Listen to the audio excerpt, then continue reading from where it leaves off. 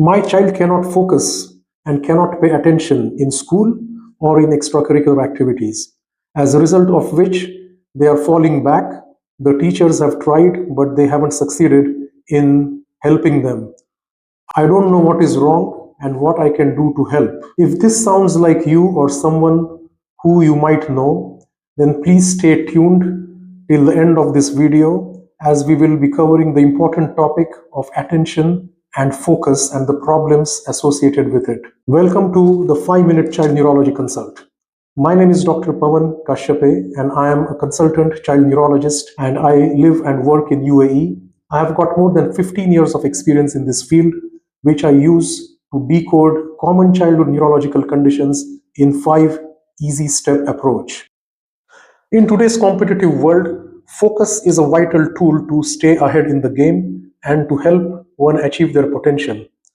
So let us look at 5 common reasons why some people might struggle with attention and focus.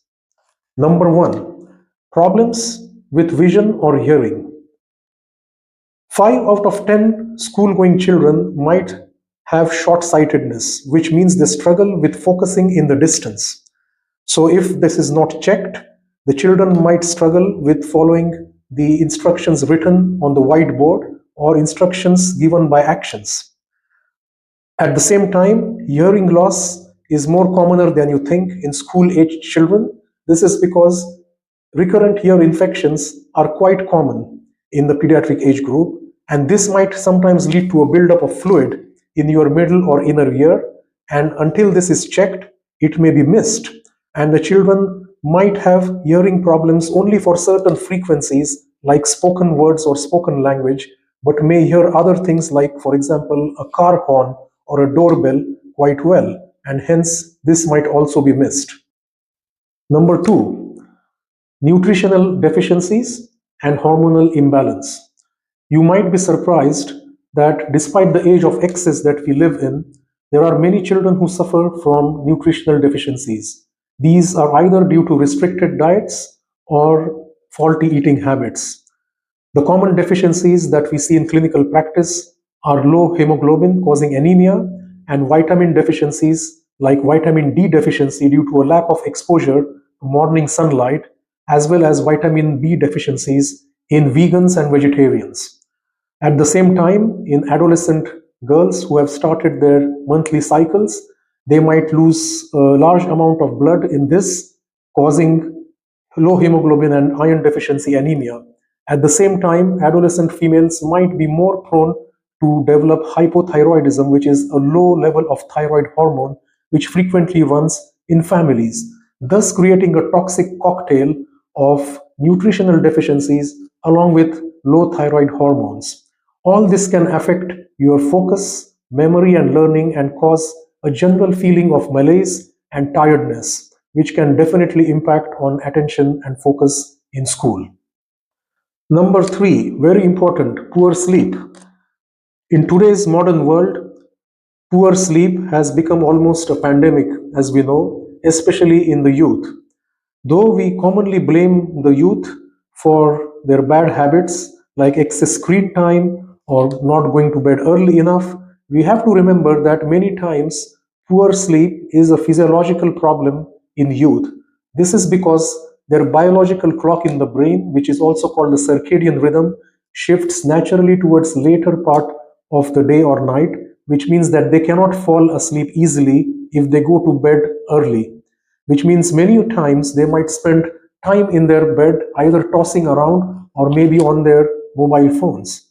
This, combined with the early rise for early start to the day for schools and colleges, means most of our youth are sleep deprived during the working week. Now, when it comes to younger children, many of them suffer from large tonsils and adenoids, and this can cause something called as obstructive sleep apnea, in which there is a problem with breathing at night and excess snoring. At the same time, these children might breathe mainly from their mouth instead of their nose during the daytime. This can obstruct the quality of sleep and affect the quality of sleep at night, leading to daytime sleepiness and a problem in attention and focus. Number 4, Social and mental health problems. Unfortunately, in today's modern world, we see a lot of adolescents suffering from mental health issues like anxiety, depression, and bullying at school or on the social media. If you have any such concern, it is always a good idea to sit with your adolescent and have a frank discussion with them, as well as at the same time have a good rapport with their friends and teachers, because sometimes you might get more information from these sources than your own child, as they might feel shy discussing these issues with you as a parent.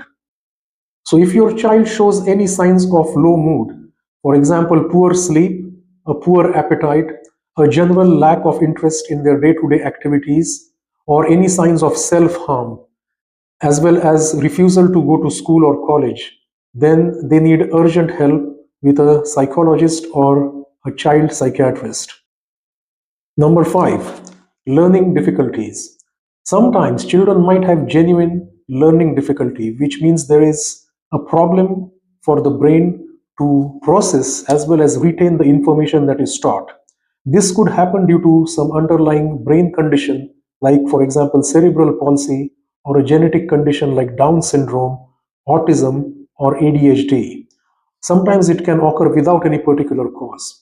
There are also cases where children only struggle with a particular aspect of learning. For example, reading and getting their letters jumbled up. This is also known as dyslexia. At the same time, some kids might have problems with numbers and calculations. In these cases, children might need a formal testing of their intelligent quotient, which can give key insights into the nature of their learning difficulties and also provide valuable information to school to provide the appropriate support. Now let us quickly touch upon the elephant in the room, also called as ADHD or Attention Deficit Hyperactivity Disorder. Now in this 5-minute video, it is not possible to cover this big topic, which I will cover in more details in one of my future videos. However, here are 5 signs that your child might have ADHD. Number 1, they are easily distractible even when they try hard to focus on something. Number 2, they are forgetful and absent-minded, which means they often forget things or tasks and they are disorganized. Number 3, hyperactivity, which means they cannot sit in one place for any length of time. They are always restless and fidgety and cannot engage in group activities as a result of this. Number 4, impulsive behavior, which means they cannot wait their turn. They often intrude on other people and answer or blurt out things without thinking. This can lead others to feel annoyed and affect their peer relationships. And number 5, limited sense of danger, which means excessive risk-taking behavior like running out into the road or jumping from dangerous heights. Now let us look at 5 things you can do to help your child or adolescent who might be struggling with attention and focus. Number 1, get a good general health checkup done from your pediatrician or family physician, including a blood panel for common deficiencies as mentioned earlier, which includes a blood count, vitamin levels, and thyroid levels. Number 2, get an up-to-date vision and hearing test from a qualified optometrist or ophthalmologist and an audiologist if you have any doubt about your child's hearing.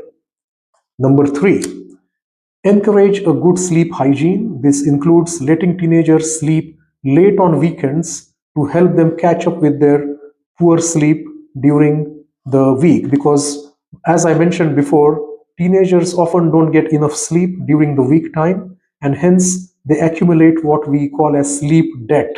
And it is very important that they are allowed to catch up with their sleep on the weekend. So it is no harm if your teenager or adolescent sleeps say till 10 or 11 o'clock on the weekends. Let them do it so that they will feel fresh and they will finish their sleep quota.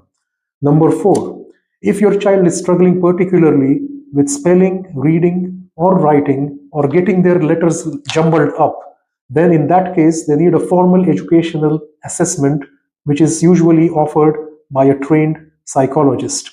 And lastly, number 5, if you have any concerns about your child's mood, as I've already discussed, then you should immediately try and get help from a trained child psychologist, or mental health professional. So friends, as we have seen in the foregoing discussion, there can be a number of reasons why your child or adolescent may lack attention and focus in their academic or other extracurricular activities, and it requires a systematic approach by the right professional based on where the problem lies. If you liked this video and the tips that I have given so far, please do not forget to subscribe to my channel as well as click the like button. So I would like to end today's video by addressing one bonus question that gets asked to me all the time. That is, will over-the-counter supplements like multivitamins and fish oil help my child achieve increased brain power, memory, and attention? Now, if you want evidence-based answer to this question, then please click on the link below in the description, which will take you to the emailing list. Enter your email and you will get a free copy of the current evidence for the use of these supplements. Thank you once again for staying till the end of this video, and until next time, take care and stay well. Goodbye.